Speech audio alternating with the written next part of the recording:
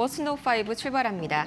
오늘 이 유가가 다시 한번 WTI 기준으로 배럴당 103달러를 돌파한 가운데 시장은 그래도 혼조세로 마감이 됐었죠. 이 종전에 보셨던 파월 의장의 발언이 상당 부분 시장에 안도감을 줬기 때문인데 이 두 가지가 부딪힌 하루였다는 점 맥락 잡고 가시면 좋을 것 같습니다. 가장 먼저 시장의 하락을 이끌었었던 재료 먼저 봐야겠죠. 이 미국이요, 이란의 석유를 무기한으로 통제할 수 있다는 강력한 발언을 내놓으면서 오늘 다시 한번 유가 관련 리스크는 확전되는 모습이 나왔습니다. 현지 시간 30일 뉴욕 증시는 트럼프 대통령의 강경 발언과 이란의 법정 맞대응이 충돌하면서 극심한 변동성을 보였는데요. 개장 전 트럼프 대통령이 SNS를 통해 이란과 협상 중이며 합의가 불발될 시에는 하르그 섬의 인프라를 폭파하겠다고 압박했습니다. 이에 종전 기대감이 반영되면서 3대 지수는 일제히 상승 출발했는데요. 하지만 장중 상황은 급격히 반전됐습니다. 이란 의회가 호르무즈 해협을 지나는 선박에 통행료를 부과하고 대이란 제재에 동참하는 국가들의 통행을 전면 금지하는 법안을 가결했다는 소식이 전해졌기 때문인데요.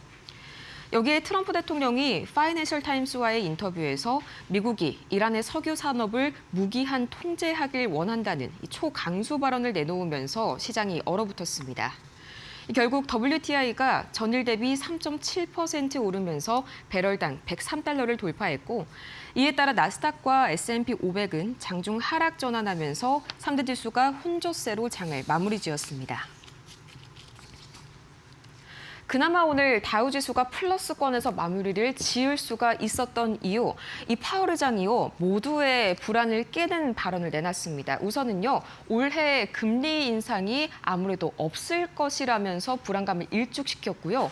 이 최근에 금융권의 불안감을 더해주고 있는 그런 재료죠. 사모신용도 아직까지는 안전하다는 발언을 내놨습니다. 파월 연준 의장이 급격한 통화정책 변화에 선을 그으면서 시장의 공포를 달랬습니다. 현지 시간으로 30일 하버드대 강연에 나선 파월 의장은 전쟁의 경제적 영향이 불확실한 상황 속에서 당장 통화정책을 바꾸지는 않겠다고 시장에 안도감을 더했습니다. 특히 에너지 충격이 일시적이라면서 성급한 긴축으로 경제를 억누르기보다는 상황을 지켜보겠다는 신중한 입장을 내비쳤고요. 또 지난해부터 불안감이 퍼지고 있는 사모 대출 문제에 대해서도 이 시스템 전반으로 확산될 가능성은 낮다면서 선을 그었습니다. 일부 투자자들의 손실은 있을 수가 있지만 금융 시스템 전체의 위기인 시스템적 사건으로 번질 요소는 보이지 않는다면서 시장의 불안감을 차단했고요. 이런 파월 의장의 발언들이 나오자 시장은 즉각적으로 반응하면서 금리 인상 가능성을 이 테이블 위에서 치웠습니다. 패드워치 툴 기준으로 지난주에 30%를 넘겼었던 연내 금리 인상 확률은 5.5% 수준으로 단박에 급락했고요. 10년 만기 국채 금리가 하락하고 또 다우지수가 상승세를 보이는 등 뉴욕 증시가 하락폭을 대거 만회하면서 거래를 마쳤습니다.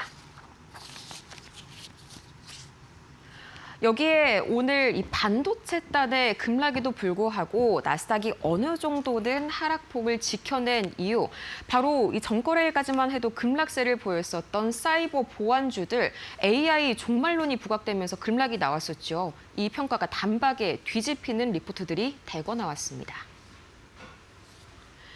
최근 AI 대체 우려로 급락했었던 사이버 보안주들이 밤사이 뉴욕 증시에서 강력한 반등에 성공했습니다. 팔로알토 네트워크스와 Zscaler, 특히 크라우드 스트라이크가 4% 이상 오르면서 상승세를 주도했고요. 이 크라우드 스트라이크의 경우에는 장중 4%의 강세에 이어서 2.84%로 하루를 마무리 지었습니다. 이 반등의 열쇠는 월가의 시각 변화인데요. 울프 리서치는 엔트로픽의 미토스와 같이 최근에 등장한 고성능 AI 모델들이 전례 없는 사이버 전쟁을 일으킬 것이라고 경고했습니다.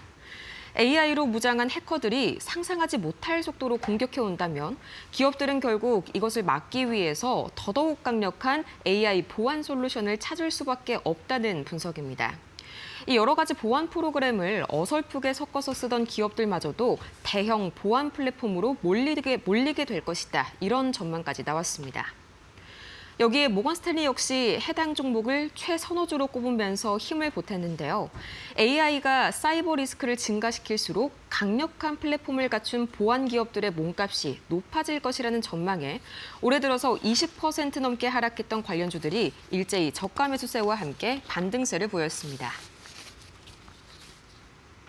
반면에 오늘 반도체주들은 잇따라서 급락세를 보였었죠. 특히나 메모리주들이 다시 한번 이 마이크론을 중심으로 급락세가 강하게 나왔었는데요. 이 역시나 구글 터보퀀트의 여파가 아직까지는 시장을 집어삼키고 있는 그런 모습입니다. 반등을 시도하던 반도체주들이 오늘 다시 한번 벼랑 끝으로 내몰렸습니다. 특히 이 메모리주의 선봉에 있는 마이크론 10% 가까이 장중 폭락하면서 시장에 충격을 줬는데요. 최근 구글이 메모리 사용량을 획기적으로 줄이는 기술 터보퀀트를 공개했죠. 이 기술이 등장하면서 AI 시대 덕분에 메모리 수요가 계속 늘어날 것이다. 이른바 이 구조적 성장에 대한 기대감에 균열이 같다는 평가가 나왔기 때문입니다. 가격이 계속해서 오른다면 고객은 사용을 줄이거나 대체 기술을 찾기 마련이죠. 업체들은 증설에 나서면서 공급은 늘어날 수밖에 없는 구조인데요. 결과적으로 수요가 둔화되고 공급이 증가하게 되면서 메모리 가격이 다시 한번 꺾일 수 있다는 사이클 우려가 재부각됐습니다. 또 여기에 트렌드포스가 올해 노트북 출하량 전망치를 기존 마이너스 9%대에서 마이너스 14%대로 하향 조정하면서 수요 둔화 이슈도 다시 한번 불거졌고요. 반도체단 전체의 상황도 좋지 못했습니다. 이 중동 전쟁의 여파로 헬륨 등의 핵심 원자재 공급망 차질 우려가 불거졌고요. 이 때문에 반도체 설계와 장비주들까지 모두 일제히 급락한 하루였습니다. 특히나 엔비디아와 델의 핵심 임원들이 지난주에 대규모 지분을 매각했다는 소식이 일종의 부담 신호로 해석되면서 투자자들의 투매를 부채질했고요. 이 결국 필라델피아 반도체 지수가 3% 넘게 밀리면서 하락세로 장을 마무리 지었습니다. 여기에 개별주 이슈로 가보자면 이 많은 분들이 관심을 갖고 있는 종목이죠. 이 테슬라의 주가도 오늘은 편치 못했는데요. 1.8% 가까이 급락하면서 하루를 마무리 지었습니다. 계속해서 사법 리스크가 테슬라 주가의 발목을 잡고 있는 모습입니다.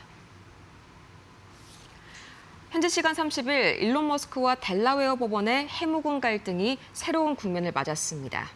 머스크와 관련된 수십억 달러 규모의 재판 3건을 맡았었던 맥코믹 판사, 결국 사건에서 손을 떼기로 했다는 보도가 나왔는데요. 그동안 머스크 측은 맥코믹 판사가 자신을 비판하는 SNS 글에 좋아요를 누르는 등 상당히 편향적인 행동을 보인다면서 재판부 기피 신청을 해왔습니다. 이 판사는 편향성을 부인하면서도 불필요한 언론 주목을 피하기 위해 사건을 재배당하겠다고 밝혔습니다. 이에 머스크와 법원 사이의 깊은 불신이 이 기업 경영의 불확실성을 키우고 있다는 지적이 나왔는데요. 여기에 설상가상으로 지난 주말 사이 2022년 트위터 인수 당시에 주주들을 기만했다는 혐의로 열린 재판에서 머스크의 패소가 확정됐습니다. 배상금 규모만 약 25억 달러, 우리 돈으로 3조 원대에 달할 전망인데 이렇게 끊이지 않는 사법 리스크가 테슬라 이사회의 관리 부실 논란으로까지 번지면서 주가가 오늘 1.6% 가까이 밀렸습니다. 여전히 터보컨트 이슈 그리고 유가 급등 이슈에 편치 않은 시장입니다. 마찬가지로 오늘 우리 시장도 좀 불안불안한 시작을 하지 않을까 하는 생각이 드는 그런 아침이네요. 지금까지 머스노우 5 살펴봤습니다.